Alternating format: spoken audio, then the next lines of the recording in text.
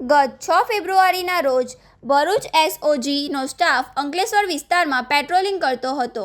તે દરમિયાન બાતમી મળી હતી કે મીરાનગર પાકીઝા હોટલ પાછળ આવેલ ખુશી વાસણ ભંડાર ગાંજાનું વેચાણ થઈ રહ્યું છે તેવી બાતમીના આધારે પોલીસે દરોડા પાડ્યા હતા. પોલીસે સ્થળ પર 1.605 કિલો ગાંજો અને એક ફોન તેમજ રોકડ રકમ કુલ 85,000થી વધુના મુદ્દામાલ કબજે કર્યો હતો અને પાકીઝા હોટલ પાછળ રહેતો સુરજ જગદીશ શર્માને ઝડપી પાડ્યો હતો. જ્યારે ગાંજાનો જથ્થો આપનાર સુભાષ શિવચંદ્ર યાદવને વોન્ટેડ જાહેર કરી વધુ તપાસ હાથ ધરી છે. છેલ્લા 4 મહિનાથી પોલીસને હાથતાળી આપી ફરાર હતો.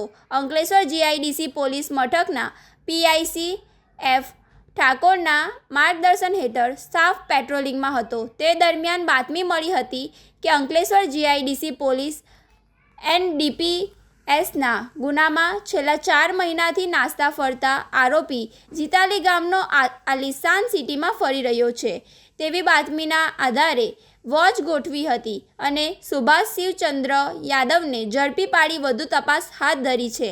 અત્રે ઉલ્લેખનીય છે કે સુભાષ શિવચંદ્ર યાદવ સામે અગાઉ પણ ગાંજાની હેરાફેરી અને વેચાણના 3થી વધુ ગુના નોંધાઈ ચૂક્યા છે.